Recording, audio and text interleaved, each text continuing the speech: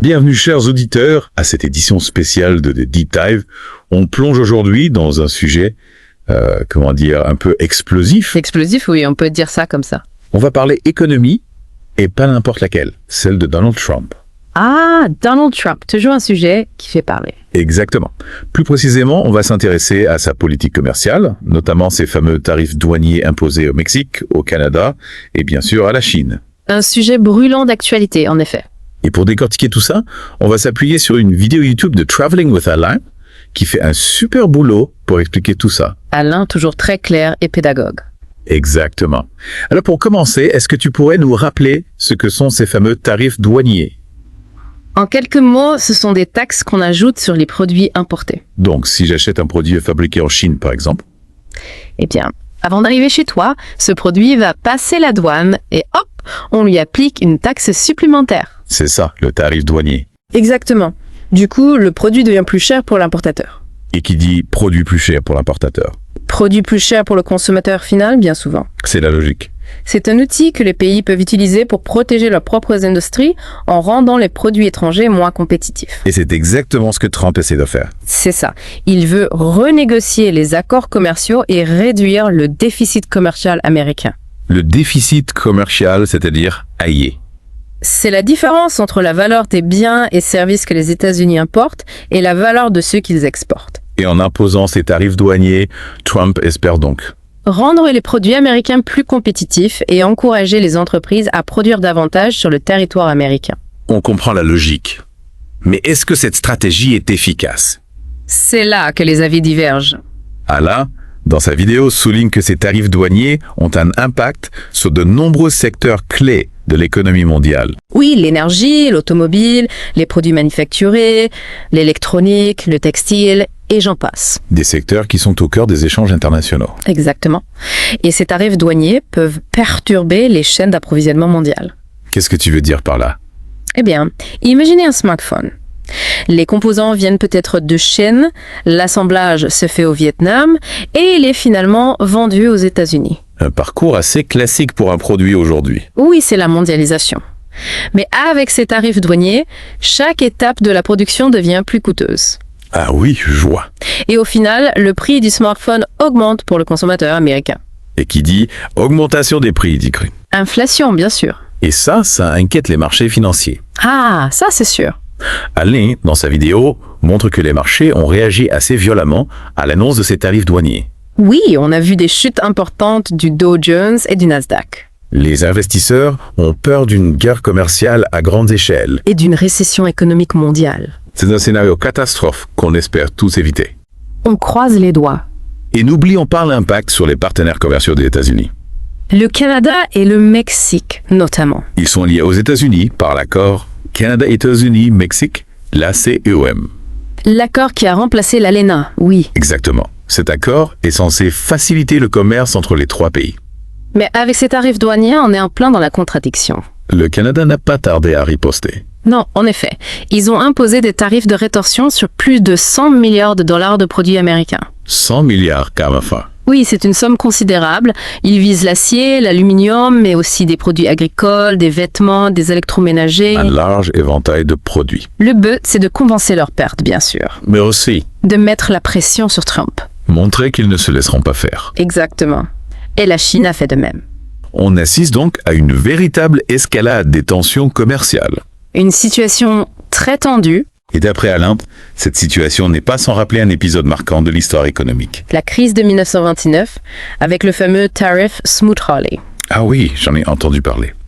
À l'époque, les États-Unis avaient adopté des mesures protectionnistes très similaires à celles de Trump. En augmentant les droits de douane sur les produits importés. Exactement.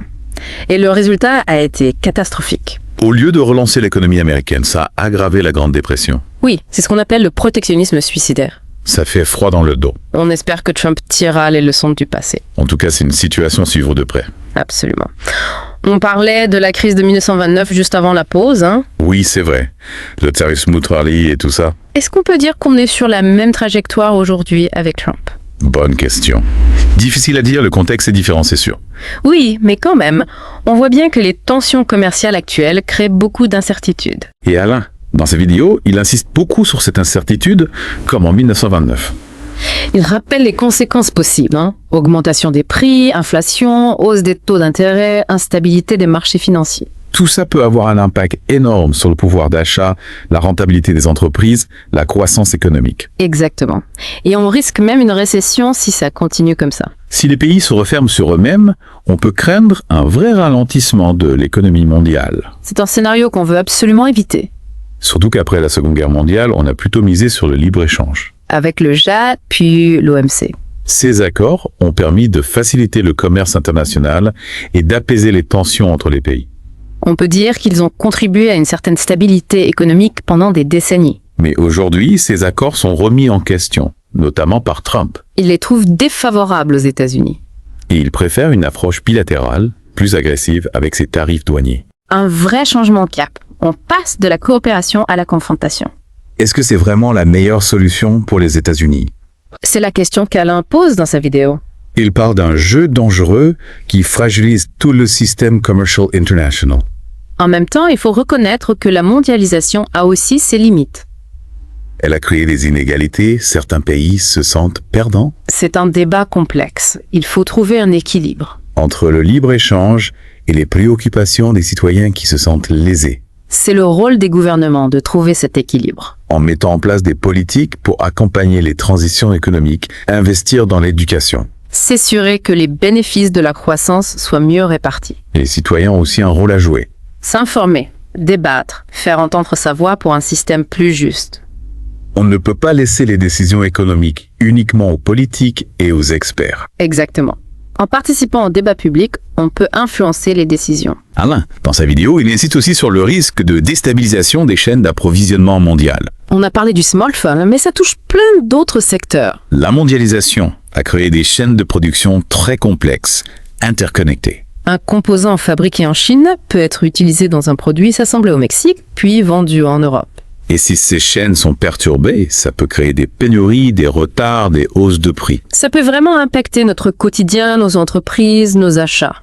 Les gouvernements et les entreprises doivent prendre conscience de ce risque. Il faut travailler ensemble pour trouver des solutions, éviter une escalade. Alain termine sa vidéo en posant une question assez provocatrice. Trump est-il en train de provoquer un chaos économique mondial? C'est une question qui nous invite à réfléchir, à analyser les faits. Il n'y a pas de réponse simple, mais les décisions de Trump ont un impact énorme sur l'économie mondiale. On le voit déjà avec les fluctuations des marchés financiers, l'augmentation des prix, l'incertitude. Il faut s'engager dans le débat public, faire entendre notre voix pour un système plus juste. S'informer, comprendre les enjeux, se forger sa propre opinion. On espère que ce deep dive vous aura permis d'y voir plus clair sur la politique de Donald Trump et ses conséquences. L'économie, ce n'est pas réservé aux experts, ça nous concerne tous. On se retrouve très bientôt pour la dernière partie de cette édition spéciale en français de The Deep Dive. On arrive au bout de notre voyage au cœur des politiques commerciales de Donald Trump. Un peu simple de s'y retrouver, hein? Oui, c'est un vrai labyrinthe économique. J'espère qu'on a réussi à éclaircir un peu tout ça, en tout cas. En tout cas, on a essayé de démêler les fils de cette histoire. Cette histoire qui, comme on l'a vu, n'est pas sans rappeler certains événements du passé.